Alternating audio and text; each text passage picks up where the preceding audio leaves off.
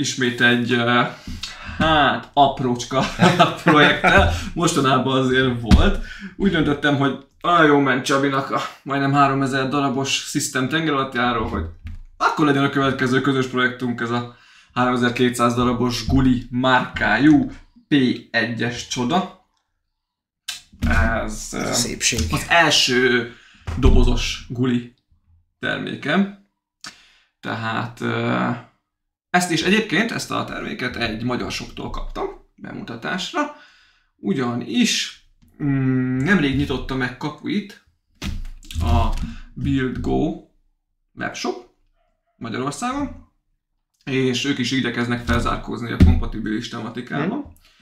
És hát még csak pár készletük van raktálon, meg most érkezik, ha jól tudom, egy nagyobb próbálják töltögetni. Ők elsősorban Moltking, Reobrix és Guli vonalon próbálnak meg mozogni, valamint majd még a Kada márkából is szeretnének töltögetni, és mivel így ezt belföldről tőlük kaptam bemutatásra, úgy beszéltük, hogy csinálunk egy ilyen kis együttműködést, ez még neked is új, ez az info, és hát igazából megdobtak ezzel a készlettel, nem tudok mit mondani, tehát azért így rögtön indításnak annyira nem apró. Igazából vártam, hogy összerakassam, csak annyi minden feltorlódott, úgyhogy ezért is döntöttem úgy, hogy akkor mostantól duplázzuk a csatornatagok számát, már mint a mi részünkről. Úgyhogy, mint ahogy mondtam, ez egy szép lila színű P1-es, hogyha nem csal a tudásom, de egyébként azt hiszem az 1.8-as méretarányú, egyértelműen 3224 darabos, 10.617-es a termékkódja, 8 év felett ajánlott. Megvan.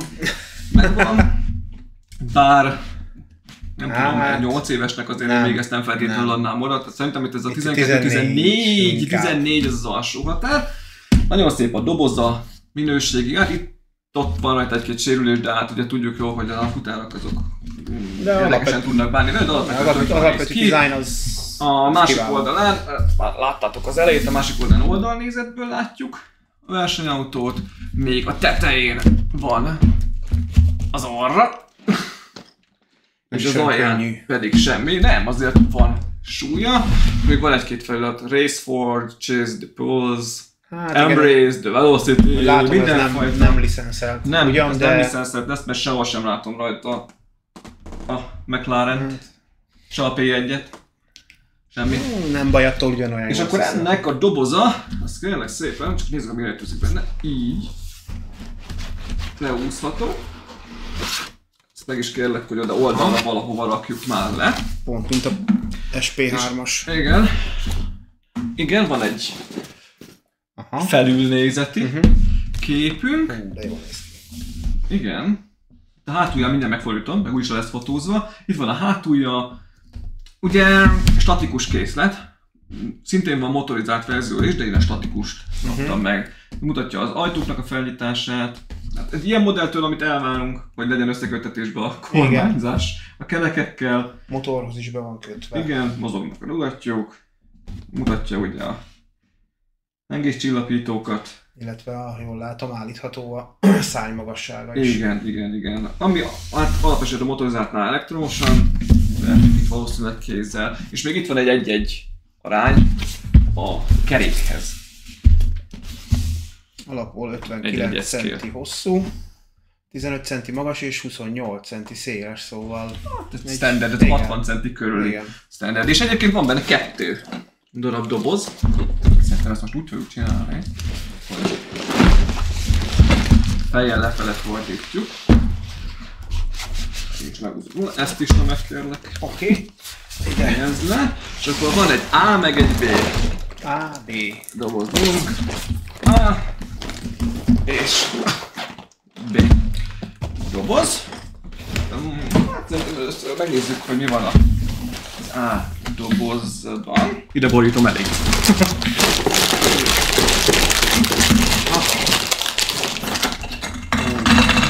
Hoppá, kibukkant itt egy-két szépség. Még hamar megkapjuk a kerekeket. Igen, bár gulis készletnél eddig csak ahhoz voltam hozzászokva, hogy a végén kell felrakni, majd lehet, hogy most is egyébként. Hopp. Ez a szín nagyon egyedi, gyerekek. Legóba ilyet? Nagyon egyedi. Még nem láttam, nézzétek meg. Maga ez a forma sem standard, mert ez is nagyon egyedi, de ez a szín, ez Hát azért néznek. nagyon komoly. Brutális. És akkor ugye itt van a 4. Gumi. A 4. Felmi. Cseppség. Kék. Vannak Hát ezek ilyen a hidraulika, hát, vagy a csövek, igen, valami igazából, hogy a szimbolizálná. Kapunk pár zacskót, 1-es, 2-es, 3-as fázisig vannak itt. Ezt szépen akkor helyezzük oda oldalra.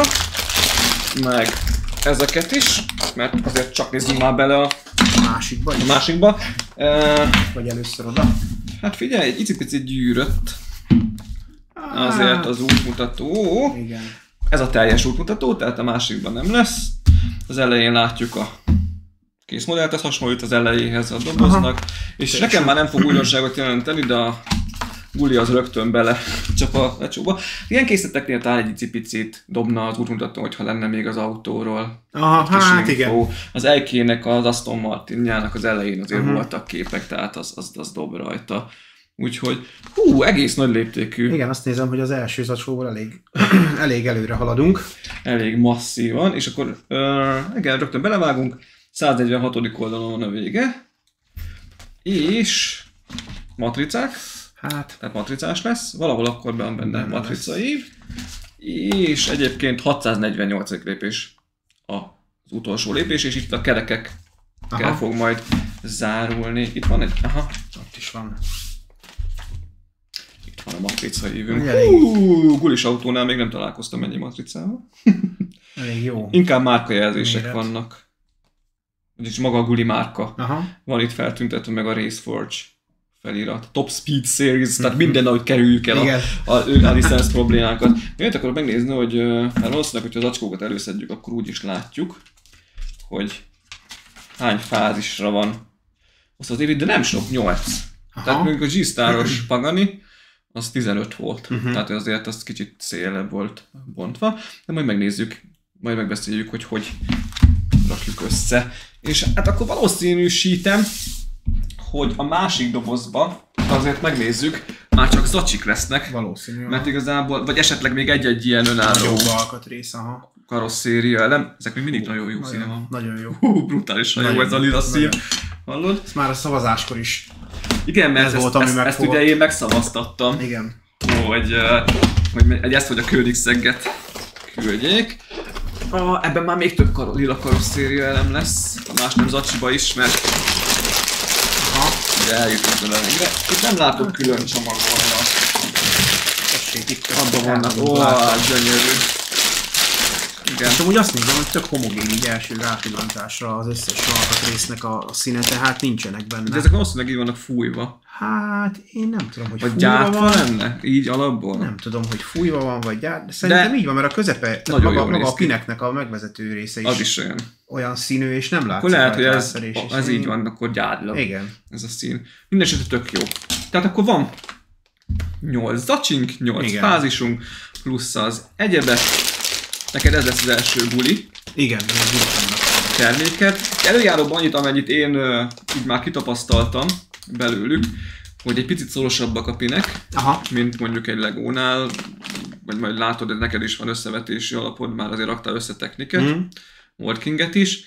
Néha kicsit szorosabbak, ez főleg azoknál a pineknél egy kicsit macerásabb, mikor ilyen mozgópin. Tehát úgy kell olyat kell beledugni, ami elmozdul, tehát ott azért van egy-két érdekesség. Igen. De összességében azért lehet boldogulni velük. Meg arra kíváncsi leszek, mert azért eddig mindig Guli útmutatóban volt legalább egy-két kis hiba. Nem olyan vészes hiba, csak hogy mondjuk kimaradt alkatrész, vagy nem úgy értve, hogy nem mutatta azt, hogy kell hozzá, és a többi, úgyhogy de ezt majd látod, úgyis megbeszéljük közbe. Jó, persze. Hogy mi a tapasztalat, meg katonai tematikán után most legalább egy Guli nagy technika, egy 8-as méretarányú autóba is bele tudsz pillantani. Úgyhogy ennyi.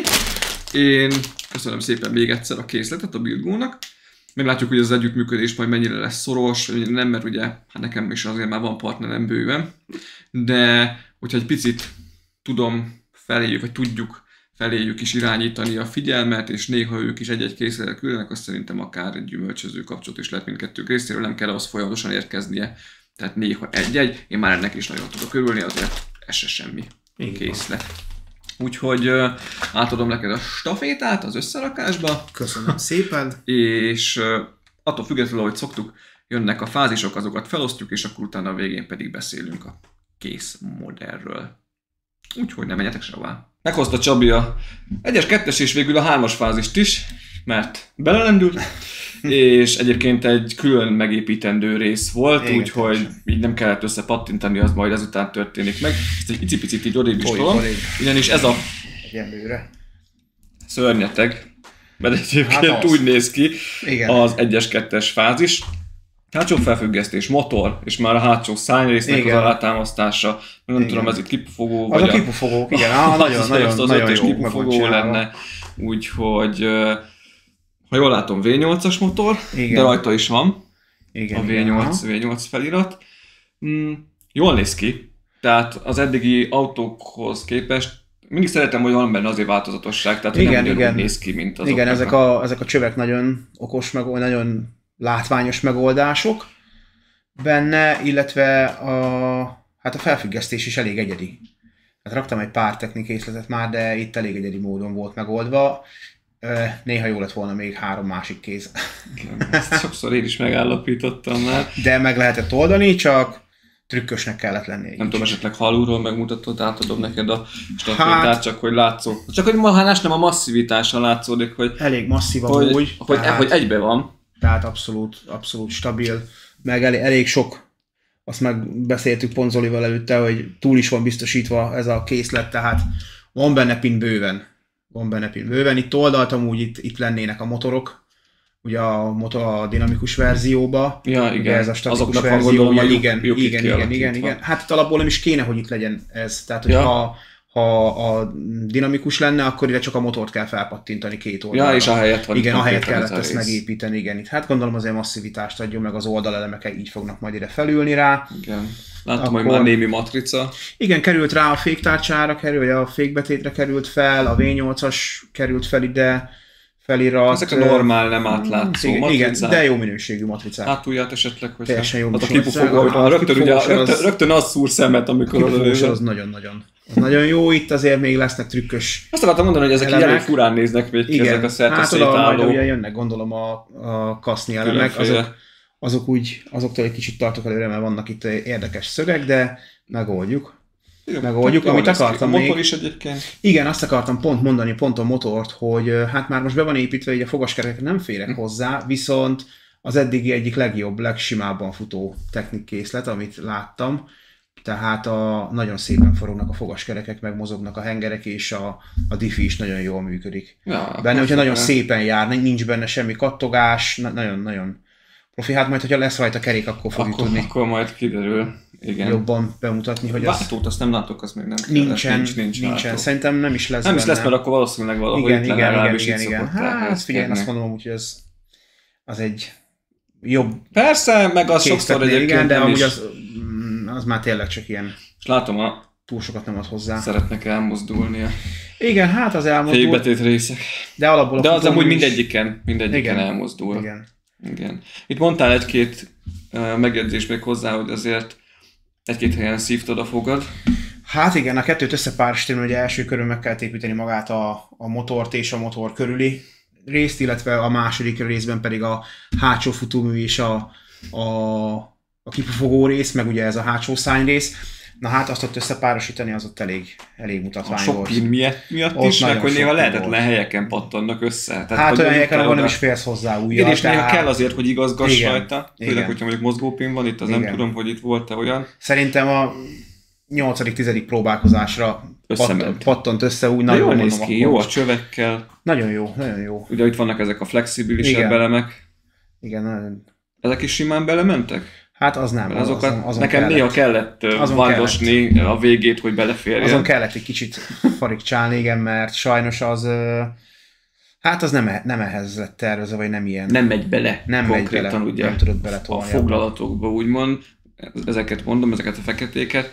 De így Meg a viszont nem másik csúszik oldalon már ki, tehát így... Masszívan ül benne. Igen. Úgyhogy jól néz ki, teljesen. Jó, úgyhogy ez volt az első kettő, Ezek és első akkor kettő. utána jött a harmadik részbe, És ő volt a harmadik. maga ott a vezetőfülke. Igen, hát ugye még az ülések még nincsenek ugye fixálva, mert az üléseket majd akkor kell, ahogy néztem az útmutatót, amikor összepárosítottuk a kettőt, ugye a cockpitet, hogy így mondjam, meg a hátsó részt, és utána a párosításnál kell közös pontra felraknia az ülést, úgyhogy az majd utána tudjuk felrakni. Jól néz ki, de nagyon jó. Sportülés, még a hátulja így. Igen. Így lehajtódik. Jó megcsinálták ezt a kagylóülést amúgy ezekkel az oldalemekkel, ezekkel a szárny idomokkal. Igen, ugye azokat álligathatod lényegében, és akkor majd ezt fog belekerülni. Igen, majd ez a zöld ezzel a lilával biztos, hogy nagyon... Jó, egyébként talán egy elsőre egy kicsit fura kombinációnak tűnik, de valószínűleg jól néz majd ki. Itt is vannak kis piros elemek. Igen. Itt is matrica. Hát nincs túlzásba tolva a matrica. Ez lenne már egy kis műszerfal rész? Hát én arra gondolnék, igen. Most ott vagy kopottasabb volt a matrica, vagy... Az ilyen volt a matrica, igen. Olyan volt alapból. Az ilyen volt a nyomtatása a matricának. Ugye ez már most készen áll majd arra, hogy fogadja a kormányt, gondolom. Igen, az lesz a következő, az eleje, ahogy néztem, az első futómű, meg a hát igen, a kormányzás az lesz majd még a következő fázis, amit össze kell építeni. Úgyhogy akkor eddig összességében elégedett vagy. Teljesen. Tehát ezek a kisebb összeillesztésbeli hát, de az egy ilyen technik. Figyelj, az egy ilyen technikkészletnél szerintem úgymond velejárója, mert azért a masszivitást itt meg kell, tehát itt azért a vége 60 cm lesz hát persze, azért nem megemeled, az autónak, igen, muszáj az, hogy stabil legyen, tehát az nem lehet, hogy csak úgy lifeg. És azt mutattad itt most nekem, hogy valószínűleg van egy kis pici hiba már az útmutatóban. Igen, ezt így még nem tudjuk. Most így, hogy pont előttem van, így majd, hogyha összetoljuk a kettőt, akkor fog kiderülni, ugyanis az útmutató alapján ide meg ide, ennek az elemnek a sarkába kellene valami. Ami egyszer csak ott termel. Nem jelzi sehol, hogy kell, meg nem jelzi, hogy be kell rakni. Nem, mert a legelső képen már ott van. Igen, a legelső képen, ahol ezt fel kell használni, egyszer csak ott van, és így nincs rá semmi mivel utalás. ennél az útmutatójuknál még elég picik a képek, be van sűrve, tehát hogyha az egy egész oldalnyi lenne, akkor valószínűleg jól látható lenne. Igen. Mi úgy gondoljuk, hogy egy ilyen elmozgathatós pin lesz az, aminek a végén ugye van egy ilyen kerekfoglalat, és abba van beledugva valamilyen kereszt. Meglátjuk majd, amikor itt összetoljuk, hogy mert ha nem megy össze, ha még ott be kell csatlakoztatni, akkor azt jelenti, hogy igen, valóban még kell. Amúgy, most, hogy így alánéztél és mondod, így valószínűleg az is lesz, ugyanis ott is van a piros dupla pin, aminek a keresztfoglalata vége, úgyhogy az lesz. Úgyhogy valószínűleg abba fog belecsúszni. Azt majd csak ahhoz sajnos nincs alkatrész, de megoldjuk. Mert valószínűleg, valószínűleg ez úgy történt, igen, hogy a gyártó lejártotta az útmutatót, meg voltak az alkatrészek, és nem tudom, hogy most az útmutató alapján szedték utána össze az alkatrészeket, és mivel kimaradt az útmutatóból az a két alkatrész, ezért kimarad a csomagból is. De ugye ez két eléggé standard alkatrész készletekre, tehát hogyha valaki már rakott össze, akkor valószínűleg van otthon. Úgyhogy most itt hirtelen úgy is döntöttem, hogy meg azért, mert ugye az összepárosítása az majd neked egyszerűbb lesz otthon, hogy keresel hozzá, hogy ezt most így nem rakjuk össze, de láttátok az elemeit, és akkor ha jövünk a következő fázisra, akkor majd látjátok már egybe, meg akkor már valószínűleg maga a kormány és az eleje is rajta lesz majd, úgyhogy haladjunk tovább. Az 1-es, 2-es fázis már láthattátok, valamint a 3-asból ezt a kis szeletkét csak akkor még külön, és akkor Csabi villámgyorsan nekilátott, és a 4-es, 5-ös fázis is elkészült mellé. Tehát konkrétan ugye ezt eddig már láttátok, csak külön volt. Ugye ez a rész lett rácsatlakoztatva a hátsó részre, valamint belekerültek az ülések. Konkrétan ugye ennyi történt, és akkor ez most így jelenleg így néz ki. És valóban, ahogy gondoltuk, ott az útmutatóba volt egy kis hiba, ugyanis kellett oda a pin, a csatlakoztatás. Így van, az a 4 alkatrész, az hiányzott. Azt ki kellett pótolnod, de ez így most így egybe így néz ki. És akkor, hogyha jól sejtem, ez volt a 4-es. Így van, ez volt a 4. fázis. És ott... Hát itt igazából az első futóművet kellett megépíteni, a kormányzást, ugye. Itt még vannak ilyen dolgok, amik majd még nem vagyunk benne biztosak, hogy mik is lesznek, mert nem, a kormányt kellett ugye beépíteni, jó pár fogaskerék van benne, volt benne egy-két érdekes megoldás, de egész jó egész jól követhető volt az útmutató Nézem, hogy is. ezen már most látszik nagyjából a mozgást. Igen, látszik. aha. Ez nagyjából az átlag. Igen, nem olyan extra. Tehát, hogy nem olyan szűk, nem az a nagyon... Ez egy ilyen átlagszögben mozgatható, ahogy nézem. Igen, hát itt műszerfal, ilyesmi nagyon nincsen kidolgozva még, ugye, meg gondolom majd ezután kerül bele. Hát, vagy lehet, hogy ennek csak összviszedi Vagy lehet, lesz. hogy annyi lesz. Volt már olyan mondjuk egy modellem, sportautó, szóval, minimális vagy versenyautó, vagy minek mondjuk, úgyhogy igazából nem hiszem, hogy túlzásba vitték azt a részét a dolgoknak. Hát a kormányon is igazából van egy guli márkajelzésű matrica és annyi. Hát az mindenhol ez a Raceforge is. Raceforge és guli, ez van ugye vannak, a nem licenszelt rész miatt.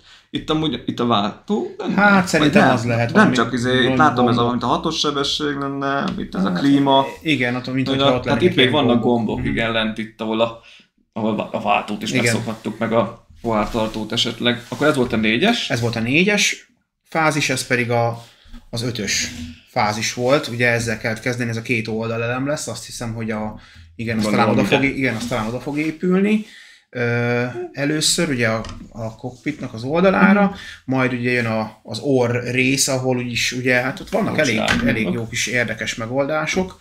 Itt volt megint egy hiba, egy hiányzó pin, ami egyszer csak oda került, aztán a végső összeállításnál, amikor fel kellett rakni ezt a hosszú egyenes 15-ös technikelemet, akkor én néztem, hogyha is ott mi fogja. Ja, hogy oda kéne egy technikpin. Jó, oké, nem baj. Van még a készletben, úgyhogy ezért is mondják, ugye, hogy a technikészletekkel általában kell egy kis rutin, az ilyeneket is ugye meg kell látni. Igen. Csak hogy néztük, hogy itt van egy olyan szekció. Ez egy érdekes számomra, nem tudom még, hogy az mi lesz. Ami technikészleteknél általában hát az váltó szokott lenni. Igen. És hát majd kiderül, hogy az pontosan itt van maga a kar, ami ugye mozgatja ezt a szürke váltóelemet. Tehát lehet, hogy ennek elő lesz egy ilyen kis váltó itt. Nem tudom a P1-esnek a felépítését, hogy pontosan hol eszkedik, de általában azt szoktunk hozzá, hogy a technikautóknál az aljában a motor alatti részre van építve a váltó. Nem tudom, mert ugye itt elvileg ide is egy motor kellene, tehát a dinamikus verzióba, ugye. Erre az oldalra menne egy motor, viszont furcsa nekem, mert itt van ez a 2 csigás elem is, ami ugye, ha elhúzzuk egyik irányba, csak az egyik irány mozog, tehát nem tudom, hogy mi fog kisülni ebből. Ez hamarosan ki fog derülni, amikor majd ráépíted. Összerakjuk, és akkor majd azt meglátjuk, hogy ebből mi lesz. Tehát így modulárisan is meg lehet úgymond építeni. Igen, ezek teljesen egymástól független, tehát ezt összeraktam este, aztán jött ez a rész, aztán itt ez a rész, az útmutatóban ezt megépíti és föl is rakja rögtön, de ugye ezt meg lehet úgy is oldani, hogy most nem is rakja fel rögtön, hanem ezt majd itt rakja már, ahol az összeset össze kell rakni. Ja, és akkor utána helyezgeti rá. Igen, mert ha megnézed, akkor még igazából ezt az oldalelemet még a kormánymű előtt kell felrakni az oldalára, és ha jól emlékszek, utána jön a kormánymű rész. És az eleje. Két pin fogja, vagy 3 pin fogja tartani, meg egy 8-as tengely, és akkor utána jön majd még 2 fogaskerék, meg még a 4 pin, és igazából ennyi. Igen, és utána már csak rákerülnek az egyéb részek. Igen, úgyhogy... Igen, tehát így is meglehetett, és akkor utána kell össze. Igen, úgy kell össze. És már kaptunk 2 lila elemet. Igen. Ezek még mindig nagyon tetszenek. Nagyon jó lesz. Olyan jó színe van, és akkor, hogyha már az egész be lesz ezzel borítva. Igen, mindig összeraktam a felnét is, mindig az utolsó lépés, én azzal kezdek mindig technikát. Én is. Kerék felni fel. Nagyon szép. Úgyhogy már így lényegében a váza az elkészül. Igen. És akkor innentől kezdve, most ez az építés fele. Igen. 8 zacskó, ez a 4 zacskó végéig hát innentől már legtöbb innentől már majd a karosszéria elemrész, meg még egy-egy. Ugye az általában úgy van ilyen készleteknél, hogy összeraksz 3-4 lépésbe egy kisebb részt, és azt fölpattintod, megint fölpattintod. Úgyhogy ez már innen jön. Mondhatni már most majd kapja a színét. Igen. A készlet.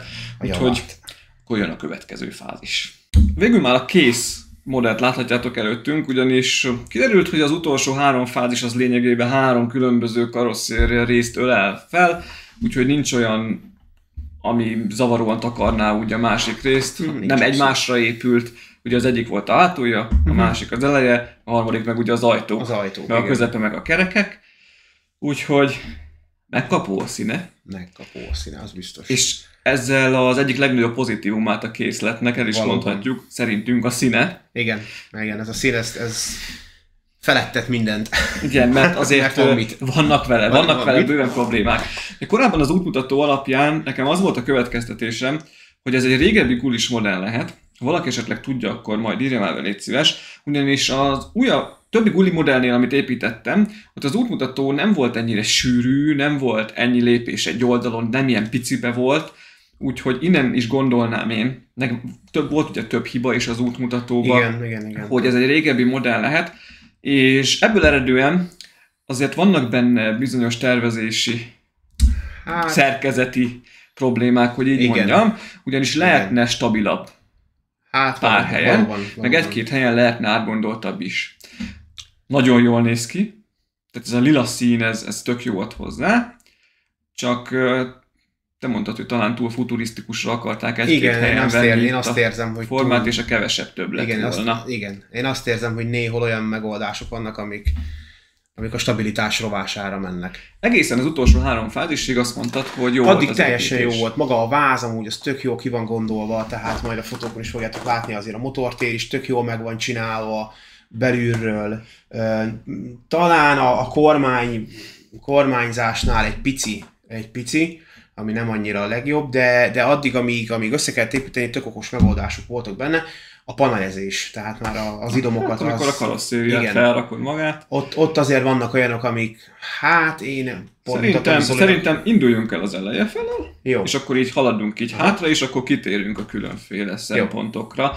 Mondjuk, vagyis hát a legelső, amit mondanák, és ami nekem egy picit talán sok, az a lila kerék. Tehát, hogy pont mondtam, hogy szép ez a lila szín, csak lehet, hogy a kerekek felnél miatt nekem egy kicsit túl lila. Fel lehetett volna dobni mondjuk azzal a zölddel, mint az ülés, és akkor viszont még extrémebb lenne a... Ez nem egy hatalmas negatívum, meg ez megint szubjektív dolog, hogy kinek mennyire tetszik. Viszont a kerekek felhelyezése az a többi alternatív technikészlethez hasonlóan, ahol ugye ezt a 3 pint kell beleerőltetned, azt mondtad, hogy az okozott az egyik legnagyobb problémát. Az volt, volt egy fél óra egy kerék. Az azért durva. Hát meg nem csak maga a kerék, hanem ugye ott, mivel nagyon erőszakosan kellett tolni bele, és nem nagyon engedett sokat. És nem volt tökéletes a kerék. Igen, hát volt is benne egy kis öntéshiba, igen, az egyik pinben, mire észrevettem. Hát a lengéscsillapító, rugós lengéscsillapító az egy párszor szétugrott, úgyhogy ott már volt egy kis szentségelés. De megoldottuk. Igen, pont ezért kicsit óvatosabban is kell azon a részen fogni, vagy emelni. Úgyhogy a kerekekkel kapcsolatban ennyit, egyébként jól néznek ki, maga a mintázata és a felnének az tök jó. Tehát ez szép a festés is amúgy, tehát amúgy ilyen festési hibával sehol nem találkoztam. Egyébként jól mozog. Jól, abszolút. Szét nem kattog. Ezt akartam mondani, hogy mozgásra, hogy így mozgatom, az egyik legjobb azok közül, amit eddig összeadtam. Nem hallasz egy kattanás se. Nem, és gyönyörűen mozognak a dugattyúk. Igen, tehát hogy semmi. Nincs.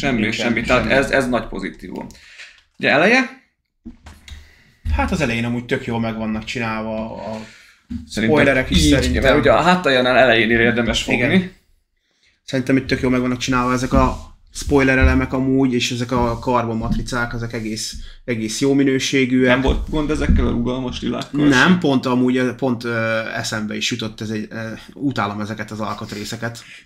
Ne kövezzetek meg, de utálom ezeket, amikor felteszik ide a szélvédő felé. Viszont itt nagyon jól meg van csinálva, nagyon jól belecsúsztak az elemekbe, úgyhogy kifejezetten jó volt ennél az autónál, ezek a rugalmas elemek kifejezetten tetszenek.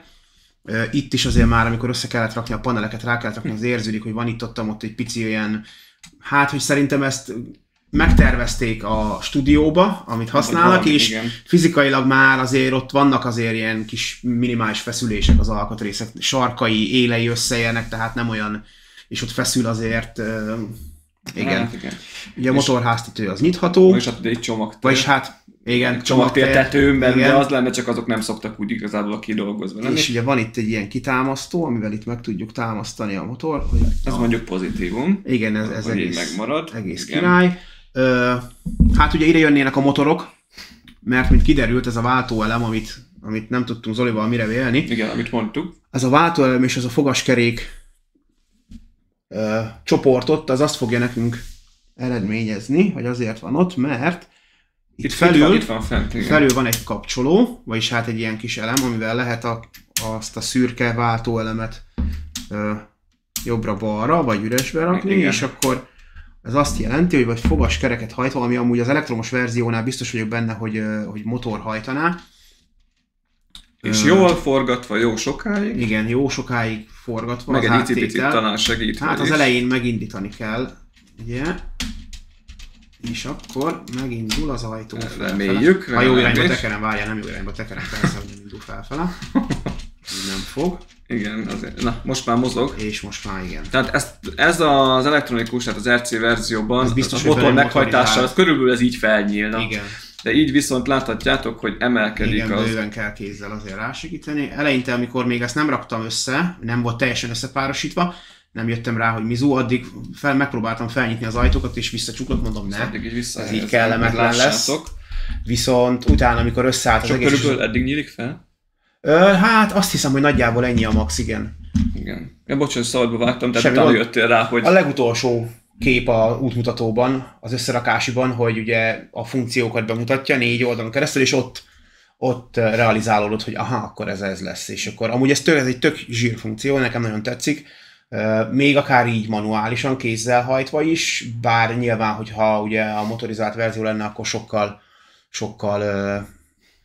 Hát ez coolabb lenne ez a... Megöldülékeny. Igen. És nem hát, kéne fél percig tekergetni, igen. mire Igen. felnyílik. Igen. De jól tudom, a sima P1-esnek, tehát az eredetinek, ami alapján készült is, ez a típusú ajtaja van, ez a oldalra felfele nyílós, és akkor szépen bele kell huppanni az ülésbe, úgyhogy ez igazából tök jól néz ki. Igen, meg azért masszívabb az ajtaja, mint a Pagani. Nagyon, rengeteg elem ment az ajtajában, nagyon kidolgozott, nagyon sok, 3 külön részbe kell kifele forgattad, ugye? Hát, igen, azt hiszem. Elindul igen, vissza? és akkor megy lefele szépen az ajtó. Hát a kicsit ugye határozottabban nyomjátok, és akkor a végén egy kicsit hát igen, hogy a motor, motor azt gondolom, ugye mivel folyamatosabb lenne a mozgás, ugye a lendülete is meg lenne az ajtónak, hogy vissza is csukódjon. Igen. Mert kicsit erősebben segítesz, akkor itt leugrik a tartópinről. Tehát igen. Nekem sikerült is rögtön megcsinálnom. Igen. Hát ez az egyik olyan, amit... neked a visszacsukását, mert hogy ugye az sem mindegy, hogy milyen pozícióval rakod a kitámasztót. És az se csak annyi, hogy lehajtod, hanem itt kicsit még hátra nyomni, igen, le kell hajtani, és akkor hátrafele toljuk, közben az orrát le, és akkor utána így szépen be. Úgyhogy így csukódik, de nem rossz amúgy. Láttam már ettől okosabb megoldást. De óvatosan kell. De óvatosan kell, igen. Haladunk tovább, itt még van, ez nekem tetszik, mert ugye ezzel még egyik készletnél sem találkoztam, hogy van egy kis ablaktörlő. Igen. Habár nincs ugye ablak, ezeknél a készleteknél általában ügyesen hagyják, de hogy van egy kis ablaktörlő, 2 visszapillantó, igen. Maga a beltérben rész, ami ugye elég puritán, ez hát igen, mivel ez egy versenyautó alapvetően, vagy ilyen szuper sportkocsi, vagy minek mondják, túl sok minden nincs annyi, mint a Paganiban például, de ugye itt matricával van megoldva egy pár dolog, és igazából ennyi. Amúgy szerintem bőven elég egy ilyen... Igen, tehát hogy meg nem azt nézegetted itt most igen, éppen. Igen. Viszont azt mondtad, hogy a kormányzással annyira nem voltál megelégedve. Eléggé macerás alapvetően hozzáférni is a kormányhoz, bár ez megint hozzáteszem, ez nem játékra való autó, főleg nem a statikus verzió, még talán a dinamikus, hogy azért lehet, de maga a kormánymű sem olyan nagyon... hogy mozog. Igen, tehát maga az egész kormánymű, meg a kormányoszlop is mozog, úgyhogy ja, igen. És kicsit nehezebben is forgatja igen. azért. Igen. Hát nem, legalább bár azt gondolom, hogyha ez a dinamikus verzió lenne, akkor motorizált verzió, akkor simán jó fordulna amúgy. Hát ez úgy néz ki, hogy ez nagy részt arra lett tervezve. Igen. Bár, ha majd még haladunk hátrébb, akkor felmerül a egy-két kérdés, hogy a karosszéria mennyire bírja az RC meghajtást, ugyanis ugye akkor már most tovább haladunk, az oldala is jól néz ki. Nagyon szépen, nagyon jó ki van dolgozva, nagyon részletes, ami rengeteg sok alkatrészt meg ötletesen használtak hozzá amúgy. Rengeteg guli matrica. Meg amit Zoli már szerintem említett is korábbi videókban, hogy túl van biztosítva olyan szempontból, hogy olyan részeken, ahol nem kéne. Tehát, mint például itt egy nem mozgó alkatrész, itt a 4-es meg 1-es csempe alá ők raktak 5 darab ilyen szürke, rövid technikpint, amire rá cuppan a system. Abszolút felesleges, 2 darab is megtart egy ekkora csempét, úgyhogy igazából ez nem is mozog. Ők oda tettek 5 darabot, biztos, amit tuti alapon, de... Alapszámot nyom. Igen, hát igen. Körülbelül, igen. És akkor tovább haladunk, hogy a hátsó rész, a motortért övező 2 rész, mondtad. Igen, hát ott érzek némi bizonytalanságot, hogy alapvetően a motor teret, így tudjuk, ugye, amúgy ez is tök jól ki van dolgozva. Jól néz ki. Igen, ennek is van egy kitámasztója, de elég előre is tudjuk hajtani, hogy jobban hozzáférjünk. Ugye itt van a motor, maga a motortér, az amúgy nagyon jól ki van dolgozva, nagyon tetszenek benne ezek a hűtőcsövek, meg a vízcsöveknek a megoldásai. Azt szerintem tök jó, maga a motor, tehát a dugattyúk is, ugye, ahogy láttátok is, vagy ahogy mondta Zoli is, ugye nagyon szépen mozognak. Sima, nagyon sima. Semmi kattogás nincsen egy fogaskeréknél sem, úgyhogy tényleg az nagyon jól meg van csinálva, az abszolút pozitívum. Itt ugye maga ez az egész hátsó elem, kaszni rész, ez ami... Hát én még azért itt láttam volna benne potenciált, hogy egy kicsit jobban megerősítsék hátul itt ugye fix pontokon a karosszé, vagy az alvászhoz. Elég üres alatta, tehát igen, hogy lett volna hely bőven, vártam is, hogy lesz valami, de nem lett, úgyhogy ezt az egész nagy elemet így itt, ezt a hátsó kaszni elem, sárvédő, meg itt ezt a részt, ezt az egészet 2 darab pin itt, és 2 darab pin itt hátul fogja. Ami már most is csúszik ki attól, hogy kicsit mozgattuk. Igen, ez itt van némi, megint csak az, amit mondtam, hogy én a stúdió... Itt ebben nagyon nehezen pattam bele. Nagyon nehezen, én megint azt érzem, hogy itt ez csak stúdióban lett megtervezve, és ugye itt maga az egész, ez a rész feszül, tehát... mint a mokoknál. Igen, általában. Nem sok amúgy, körülbelül egy olyan 2-2,5-3 mm lehet az egészbe amúgy, és szerintem ez ami a sok elem alatt az összejön. Elég ilyen készletnél. Igen. Itt volt még ilyen, ez a két rész, hogy itt van kettő olyan, az a fajta technik pin, aminek az egyik oldal a kereszt, a másik a sima pin, ez a kis kék, általában ismeritek, hogy nem lehet rendesen beledugni a helyére, mert a mellette lévő elem miatt nem fér oda. Hát ugye a két itt a sárvédőnek a foglalatja, a technikpin foglalata, meg ez a másik alkatrésznek a foglalata, hát válla van ennek az alkatrésznek, de ez öntésre, tehát nem hibás az alkatrész, hanem az alapvetően olyan, és a kettőt, ahogy összecuppantanál, nem tudod teljesen összetolni, és van is egy ilyen jó 2 mm hézag benne. És pont hát emiatt könnyen kiugrik. Így van. Tehát ott is óvatosan kell ezzel bánni. De összességében nagyon jól néz ki, csak tényleg óvatosan kell. Igen, hát ez egy tipikus, én azt mondom úgy, hogy összeraktatsz, gyönyörű, szép, nem azt mondom, hogy rá se néz, már szétesik, de azért óvatosan. Nem, csak vannak olyan részek, amik túlbiztosítottak, ellentétesen meg vannak olyan részek, jól még ráfért volna. Igen. Tehát itt még bőven elfért volna amúgy, hát 2-3 ilyen elalakú technika alkatrészes simán meg lehetett volna. Ez csak simán. Ez csak simán lehajtjuk, semmi extra. És akkor vissza megy a helyére. És akkor van még ugye egy hátsó spoilerünk, egy hátsó légterelőnk, igen, ami egy picit csálénál. Hát itt is megint a motorizált. Meg mozog. Mozog. Alapvetően amúgy van is benne direkt egy mozgástér hagyva, tehát hogy ezt ugye így tudjuk mozgatni, tehát gondolom, hogy a sebességre változtatja a geometriáját, vagy mit a szárny, ugye ez alapvetően azt akarná imitálni, viszont ugye ez is motorizált funkció lenne, ugye ide 2 darab motor került volna be, mert hogy ennek a magasságát lehetne fel és le, tehát teljesen azt hiszem talán ilyen magasra ki lehetne emelni, van is benne 2 ilyen mechanikus munkahenger, oda kellene a motort beépíteni, nem férünk hozzá kézzel, sajnos ez nincs megoldva, hogy manuálisan lehessen, ugyanis olyan helyen van a keresztengelyben, hogy abszolút nem férsz hozzá, tehát oda a motornak kellett volna becuppannia, sajnos ezt nem tudjuk kézzel mozgatni. Igen, ennyit a magasságát, nem csak a dőlésszögét a szárnynak, ugye hát eléggé, ahogy néztem, ez az elem, ez itt azért eléggé becsúszna oda, tehát ez egy ilyen jó 2 centi, 2,5 centi mozgás lenne, tehát annyit mozogna le-fel. Sajnos ezt manuálisan nem lehet megoldani. Hát akkor ez ilyen only RC funkció igen. Vagy ha esetleg valaki épített már ilyet és tudja, hogy lehet megoldani, akkor hát jó, akik tapasztaltabb tervező egy picit, azt tud. Én nem találtam rá opciót, mert nem is mutatta ezt a manuális funkciót amúgy nem tényleg, valószínűleg nincs is ilyesmi. És akkor még ugye magát a hátulját is megmutattam azért. Ami nagyon el lett találva. Nagyon jó meg van csinálva, nagyon szép. Egyébként az egyik előnye már most annak, hogy ezt ketten csináljuk, hogy egyedül nem tudtam volna megcsinálni, hogy itt tartom, és közben te emelgetted a részeit, úgyhogy ez is egy pozitívum, és ez is így tök jó, hogy ketten azért jóval egyszerűbb egy ekkora készletet bemutatni, mert nincs annyi kezd az embernek. Úgyhogy összességben nagyon jól néz ki, az nekem egyébként nagyon-nagyon tetszik, hogy annyira sima a mozgása. Igen, az egyik fő pozitívum, meg a szín, ez a kettő, ami nagyon...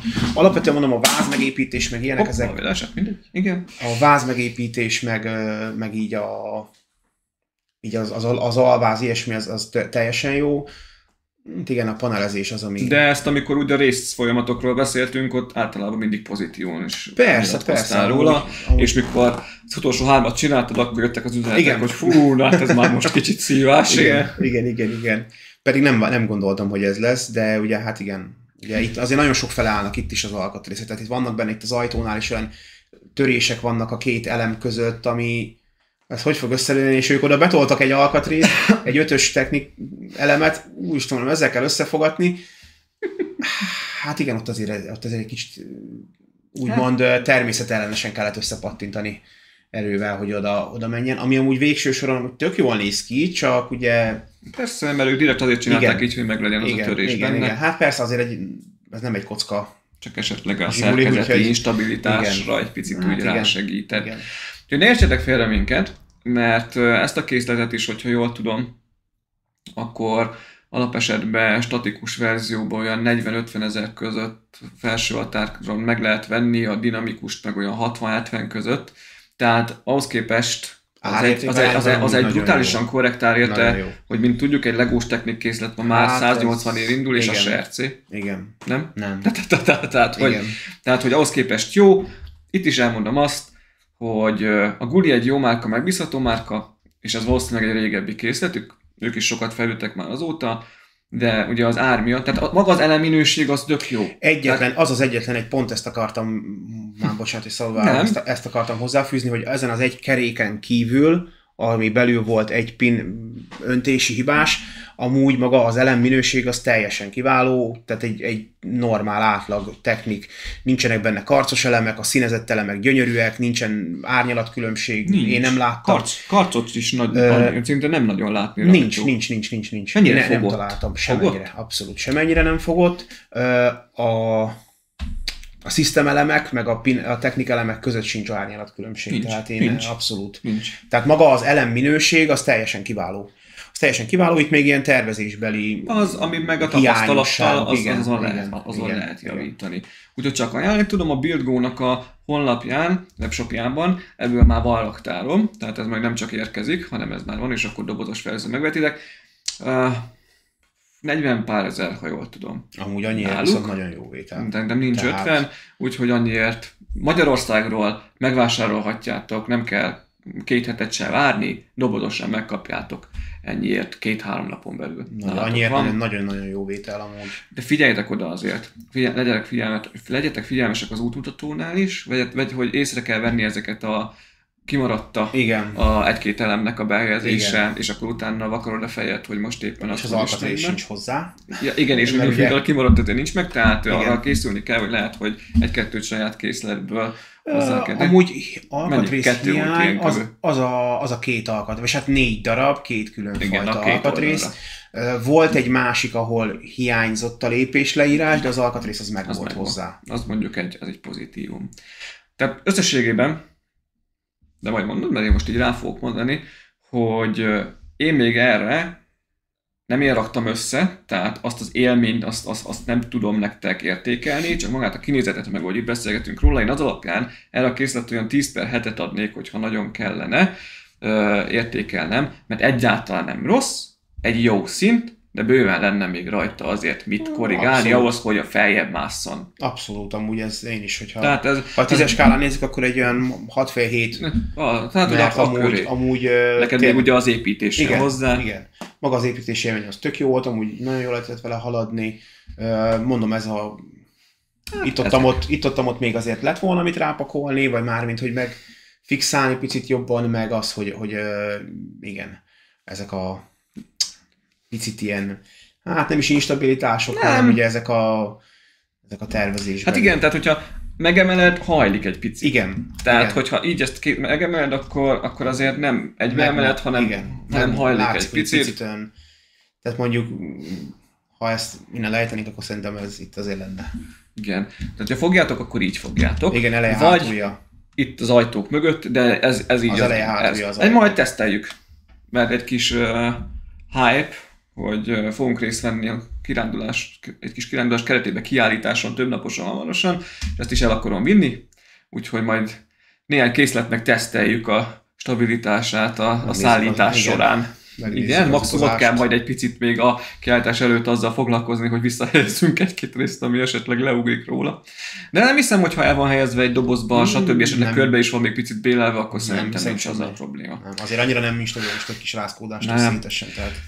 Úgyhogy egyébként egy teljesen jó készlet, tudjuk ajánlani. Abszolút. Csak kell hozzá egy kis odafigyelés, és akkor körülbelül ezekre a kompromisszumokra számítsatok. Úgyhogy a videó leírásában megtaláljátok a linket a készlethez, a BuildGo-hoz. Neki köszönöm szépen ezt a készletet, és a türelmet is, hogy a megérkezéstől számítva eltelt egy idő, de végre itt sort tudtunk keríteni rá, és össze tudtuk rakni, és be tudtuk mutatni. Úgyhogy, ha jól tudom, hazai forrásból rajtuk kívül nem is nagyon lehet ezt beszerezni, úgyhogy ami konkrétan tényleg ilyen 1-2 napos szállításos webshop, és tök jó az ár is. Úgyhogy ennyi volt ez a bemutató mára. Köszi szépen, Csabi, hogy ezt így kiveséztük. Meg örülök, hogy összességében pozitív volt ettől függetlenül az élmény. Úgyhogy, ha tetszett a bemutatók, iratkozzatok fel a csatornára, dobjatok egy lájkot nekünk, kommenteljetek, írjátok meg ti is a véleményeteket, ha esetleg összeraktátok már, akkor ti meglátásaitokat, és hamarosan érkezünk a következő bemutatóval. További szép napot nektek, sziasztok! Sziasztok!